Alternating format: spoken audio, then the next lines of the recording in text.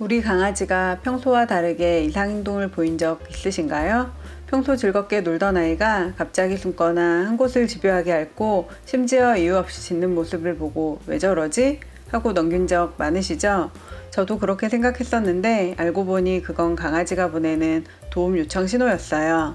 오늘은 강아지가 말없이 전하는 6가지 이상행동과 그 숨은 의미를 알려드릴게요. 집에서 강아지가 갑자기 소파 밑이나 옷장 안, 방 구석 같은 어두운 곳으로 쏙 들어가서 안 나오는 걸 본 적 있으신가요? 강아지는 몸이 불편하거나 마음이 불안할 때 본능적으로 안전한 곳을 찾아요. 예를 들어 비 오는 날 천둥 소리가 크게 나면 거실 한가운데 있던 강아지가 갑자기 주방 구석으로 들어가 웅크리죠. 이건 무서워, 조용한 데서 숨고 싶어 라는 뜻이에요. 또 평소보다 잘 놀던 아이가 갑자기 침대 밑에만 들어가 있다면 관절이 아프거나 속이 불편한 걸 참고 있는 걸 수도 있어요. 이런 모습을 보고 삐진 건가? 또는 혼자 있고 싶나 보다 라고 가볍게 넘기시면 안 돼요. 물론 그런 경우도 있지만 건강 이상이나 심리적 스트레스가 원인일 경우가 훨씬 많아요.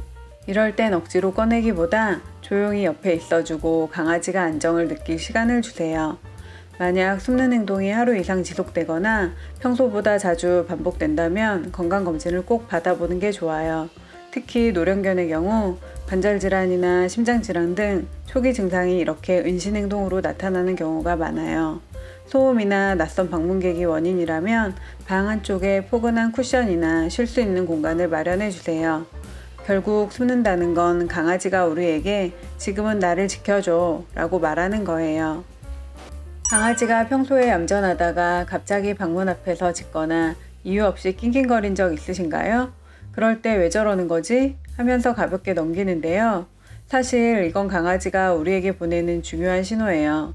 밤에 조용히 자던 강아지가 갑자기 거실로 나와 현관 쪽을 향해 짖는 경우가 있는데요. 이건 낯선 소리나 냄새를 감지하고 무언가 있어 라고 알려주는 거죠. 반대로 방 한가운데서 아무 이유 없이 낑낑거리며 보호자를 바라본다면 배가 아프거나 다리가 불편해서 도움을 요청하는 신호일 수도 있어요. 이런 행동을 보면서 버릇없어서 짖는다 또는 관심받고 싶어서 저런다 라고 생각하실 수 있어요. 물론 주목을 끌기 위한 경우도 있지만 특히 평소와 다른 시간, 장소에서 잦은 빈도로 짖거나 낑낑대는 건 그냥 넘어가면 안 돼요. 강아지는 불편하거나 통증이 있을 때 스트레스 수치가 올라가면서 예민해지고 소리를 더 많이 내요. 낑낑거림은 특히 부드러운 도움 요청에 가깝기 때문에 이걸 무시하면 강아지가 점점 더 불안해질 수 있어요. 무조건 조용히 해 라고 다그치기보다 왜 그러는지를 먼저 살펴봐야 해요. 원인이 불확실하거나 소리와 함께 식욕 저하, 움직임 둔화 같은 다른 증상이 보인다면 바로 병원에 가는 게 안전해요. 강아지의 갑작스러운 짖음이나 낑낑거림은 문제 행동이 아니라 대화의 시작일 수 있어요. 평소 잘 먹던 강아지가 어느 날 갑자기 사료를 남기거나 좋아하는 간식에도 시큰둥한 적 있으신가요? 또는 배변 패드에 잘하던 아이가 갑자기 다른 곳에 실수를 한다든지 배변 횟수나 모양이 확 바뀌는 경우 말이죠. 많은 보호자분들이 오늘은 입맛이 없나 보네 또는 그냥 변동인가 보다 하고 넘기지만 이건 강아지가 보내는 중요한 건강 신호예요. 우리도 피곤하거나 스트레스 받으면 밥이 안 넘어가잖아요. 강아지도 마찬가지예요. 강아지는 나 속이 안 좋아 라고 말할 수 없으니 먹는 양이 줄어드는 걸로 표현하는 거죠. 강아지가 아프거나 스트레스를 받을 때 소화기관의 운동이 느려지고 그로 인해 식욕이 감소해요. 반대로 갑상선 기능 항진증 같은 질병은 식욕을 과도하게 높이기도 해요. 배변 변화도 마찬가지예요. 갑작스러운 설사, 변비, 색깔 변화는 소화기 질환뿐 아니라 감염, 기생충, 스트레스까지 다양한 원인이 있을 수 있어요. 강아지가 사료에 질려서 덜 먹을 때도 있지만 갑작스럽고 눈에 띄게 변한 식욕이나 배변 패턴은 반드시 주의가 필요해요. 특히 강아지는 몸이 작은 만큼 탈수나 영양 부족이 빠르게 진행되기 때문에 하루 이틀만 지나도 상태가 급격히 나빠질 수 있어요. 먹은 양, 먹은 시간, 배변 횟수와 형태를 간단히 메모해두면 병원에서 진료할 때 원인을 찾는 데 큰 도움이 돼요. 이런 변화가 하루 이상 지속되거나 무기력, 구토, 체중 변화 같은 증상이 동반되면 지체 없이 수의사에게 상담하세요. 식욕과 배변 패턴은 강아지의 건강 신호예요. 눈에 띄는 변화가 있다면 그럴 수도 있지 보다 무슨 이유가 있지? 라고 생각해 주세요. 집에 들어왔는데 강아지가 하루 종일 같은 자리를 뱅뱅 돌고 있다거나 방석을 집요하게 물어뜯고 있는 걸 본 적 있으신가요? 장난감이나 소파, 문틀까지 물어뜯어서 망가뜨린 경험이 있으실 거예요. 얘가 오늘 왜 이렇게 말썽이야? 하고 넘기는 경우도 있지만 강아지가 보내는 마음의 신호일 수 있어요. 반복적인 움직임은 불안, 스트레스 혹은 지루함에서 비롯돼요. 사람도 마음이 불안하면 손톱을 물거나 다리를 떨거나 같은 동작을 반복하잖아요. 강아지에게 뱅뱅 돌기, 꼬리 쫓기, 같은 길만 왔다 갔다 하는 건 바로 그와 비슷한 표현이에요. 특히 장기간 좁은 공간에 갇혀 지내거나 충분한 산책이나 놀이, 자극이 부족하면 이런 강박 행동이 더 잘 나타나요. 그리고 파괴 행동은 조금 다른데요. 이건 불안을 해소하거나 에너지를 발산하려는 본능적인 방식이에요. 하루 종일 혼자 있던 강아지가 퇴근 후 집에 돌아온 보호자를 반기면서도 한편으론 소파를 물어뜯고 쿠션을 찢는 건 나 오늘 너무 심심하고 답답했어 라는 표현일 수 있어요. 혹은 치아 발달기 어린 강아지라면 단순히 씹는 본능이 더 강하게 나타나기도 하죠. 이런 행동이 단순 말썽이 아니라 환경과 감정의 결과예요.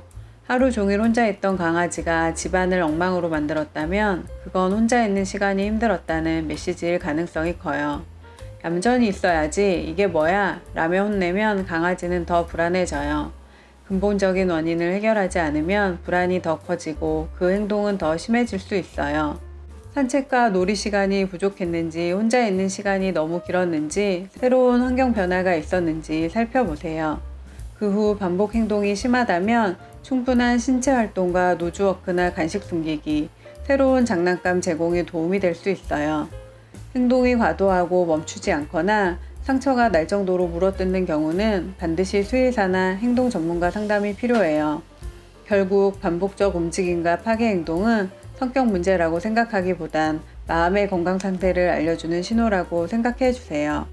평소 꼬리를 흔들며 반겨주던 강아지가 요즘은 소파 한쪽에 축 늘어져 하루 종일 자거나 불러도 고개만 살짝 돌리고 다시 눈을 감는 모습을 보신 적 있으신가요?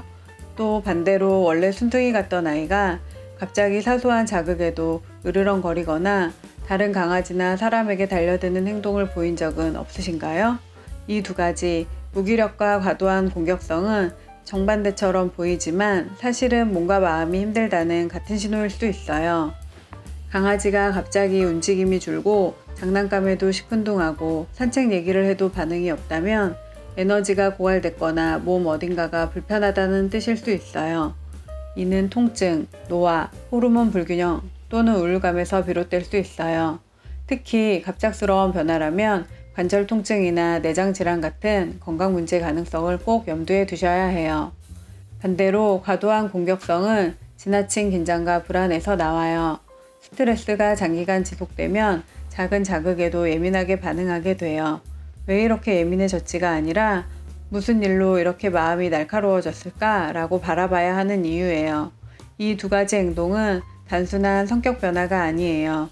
무기력하다고 해서 게으르다고 생각하거나 공격성이 있다고 해서 원래 성질이 나쁘네 라고 단정짓기보다는 대부분은 몸의 통증, 건강 이상 혹은 심리적 스트레스가 원인이에요.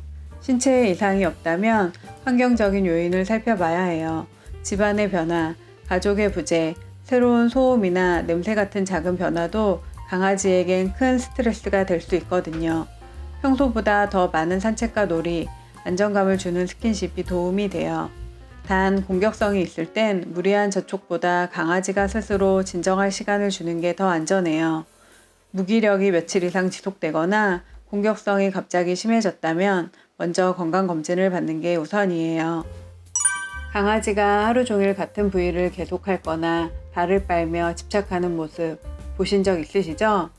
털이 유난히 많이 빠지고 심지어 한 부위의 털이 동그랗게 빠져 피부가 드러난 적은 없으신가요? 이건 단순히 깨끗하게 하려고 하는 게 아니라 몸과 마음이 보내는 중요한 신호일 수 있어요. 강아지가 발, 다리, 꼬리나 몸 한 부위를 계속 핥는 건 통증이나 가려움 때문일 수 있어요. 피부염, 알레르기, 곰팡이, 진드기 같은 외부 요인도 있지만 관절 통증처럼 안쪽에서 오는 문제도 있어요. 사람도 손목이 쑤시면 무의식적으로 문지르거나 주무르듯이 강아지도 아픈 부위를 핥으며 스스로 진정시키려는 거죠. 하지만 이게 오래 지속되면 피부가 더 손상되고 2차 감염이 생길 수 있어요. 계절 털갈이처럼 자연스러운 경우도 있지만 한 부위만 집중적으로 털이 빠진다면 주의가 필요해요. 스트레스 호르몬이 과다하게 분비되면 모근이 약해져 털이 쉽게 빠지게 되거든요. 환경 변화, 보호자와의 장기적인 분리, 소음이나 낯선 사람, 동물의 등장 같은 사건이 원인이 될 수 있어요. 마음이 불안하면 몸이 그걸 고스란히 보여주는 거죠. 몸이 아프거나 마음이 불안하거나 혹은 둘 다일 가능성이 높아요. 먼저 피부 상태를 확인하고 발바닥이나 핥는 부위에 상처나 발진, 붉은 기운이 있는지 살펴봐 주세요. 눈에 띄는 문제가 있다면 피부과 진료를, 특별한 외상이 없는데 행동이 지속된다면 전방적인 건강검진을 받는 게 좋아요. 집안 환경을 안정적으로 유지하고 놀이와 산책으로 에너지를 해소시켜 주세요. 핥는 시간을 줄이기 위해 간단한 장난감이나 노즈워크를 제공하는 것도 큰 도움이 돼요. 오늘은 강아지가 보내는 6가지 이상 행동, 숨기, 짖기, 식습관 변화, 반복 행동, 무기력, 과도한 핥기와 그 의미를 알아봤어요. 이 모든 건 말 못하는 강아지가 전하는 중요한 행동 신호예요. 이제 여러분은 이 신호들을 그냥 지나치지 않고 빠르게 알아차릴 수 있을 거예요. 앞으로도 반려견의 마음을 더 깊이 이해하고 문제 행동을 예방하는 유익한 정보로 찾아뵐게요. 구독, 알림 설정을 눌러두시면 다음 영상이 올라올 때 놓치지 않고 바로 확인하실 수 있어요. 그럼 오늘도 건강하고 행복한 반려생활 되세요. 감사합니다.